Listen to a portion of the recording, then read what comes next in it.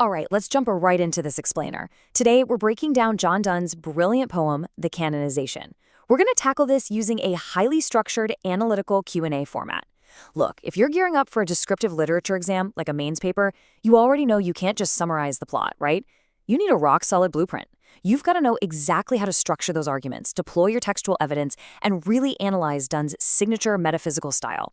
And that is exactly what we're building together today.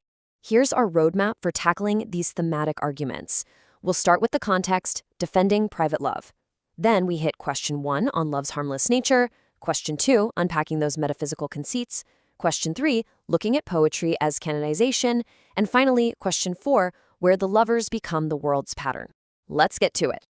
All right, section 1, context, defending private love.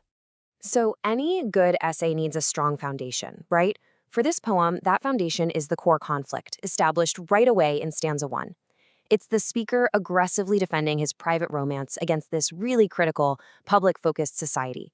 Now, to instantly grab your examiner's attention, you've got to talk about the tone right out of the gate. Just look at the urgent, defensive vibe of this opening imperative. The speaker isn't gently asking for peace here. No, he's sarcastically telling the critic to go mock his trivial physical flaws instead. You know, his palsy, his gout, maybe his 5 gray hairs. He completely deflects the criticism away from his love and onto his own unimportant ailments, demanding absolute silence with that killer opening line. For God's sake, hold your tongue. And this sets up the central binary you absolutely must highlight in your essays. Donne is drawing a razor-sharp contrast between the public world and his private passion.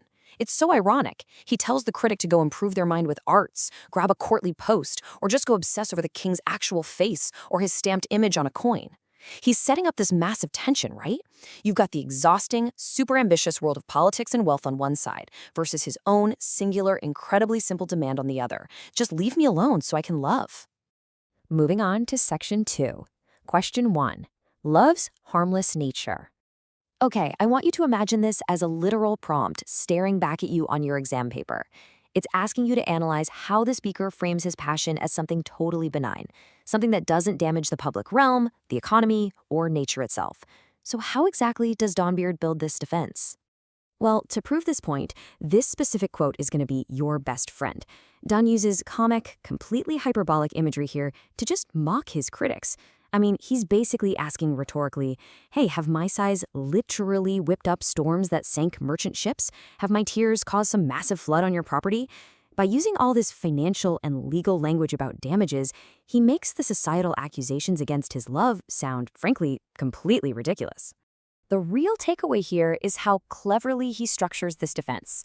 He's saying nature remains completely untouched by his romance. His colds haven't ruined the spring crops. His bodily heats haven't added a single poor soul to the plaguey bill, the plague tally.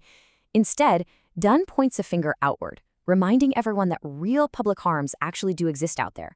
Soldiers are still out fighting bloody wars, litigious lawyers are still provoking endless quarrels, but the lovers, they are entirely innocent and totally separate from all those societal calamities. All right, section 3, question 2, metaphysical conceits explained. Now we're transitioning to stanza 3, which, let me tell you, is an absolute goldmine for analyzing Donne's signature stylistic technique. It is a must-include for any high-scoring literature essay. To really nail this descriptive essay, you have to explicitly define and understand this term. A metaphysical conceit is not your average everyday comparison. It's an extended, highly intellectual, and often totally paradoxical metaphor. Donne uses these seemingly bizarre pairings to argue for the sacredness of his love, practically forcing the reader to recognize a profound spiritual connection between vastly different things. When you're writing about Donne, highlighting this fusion of opposites is absolutely key. So if you get a prompt asking how he elevates the lover's unified identity using these conceits, let's break down the exact progression he uses. Notice how brilliantly Donne maps the evolution of the lover's identity here. He starts really small. They're just lowly flies, brief little creatures consumed by the bright light of their passion. Then he upgrades them to tapers, candles that willingly burn themselves out at their own expense. And then, boom, he hits us with the ultimate climax, the phoenix conceit. They are the mythical bird that dies and is reborn. But Donne takes it a step further, arguing they're even better than the myth because, together, they form this living riddle, dying and rising as one single unified entity. Make sure you drop this quote into your essay to really demonstrate that paradoxical fusion of opposites. He says they contain the powerful masculine energy of the eagle and the gentle feminine energy of the dove. When they merge, they fit perfectly into one neutral thing. They transcend standard sexual polarity altogether and become this unified spiritual mystery. It's literally a symbolic death in resurrection, all through the power of love. Moving right along to Section 4, Question 3, Poetry as Canonization. Let's jump into stanza 4 and see how all of this builds to the central thesis of the entire poem, the idea that art actually grants love an immortal status. This question is going to test your ability to explain a major thematic shift. We're moving from the physical death of the lovers in stanza 3 straight into their literary immortality in stanza 4. The examiner wants to know, if love is powerful enough to consume them, how on earth do they survive in the minds of the public? When you write this section out, remind your examiner of this crucial point. If the lovers don't make it into the big official historical chronicles, their legend is actually perfectly fit for verse instead. Donne brilliantly equates the poetic form of sonnets to sacred architecture. He calls them pretty rooms. He's basically arguing that a beautifully crafted funerary urn is just as fitting for a hero's ashes as some massive half-acre tomb. In other words, a perfectly constructed poem is a monument that is going to last forever. And here is the brilliant satirical twist that literally gives the poem its title. Think about it. Traditional canonization is the strict Catholic process of declaring saints for their religious sanctity and spiritual miracles. But Donne's version of canonization? He says the public is going to read these poetic hymns and declare the lovers saints, ironically, for their intense romantic devotion. They become a secluded hermitage for one another, entirely sanctified by art rather than by any traditional religious purity. Finally, we are at Section 5, Question 4, Lovers as World's Pattern. All right, stanza 5. This is where the poem hits its absolute hyperbolic climax, and the lovers completely transition from being these isolated outcasts to becoming the literal model for all society.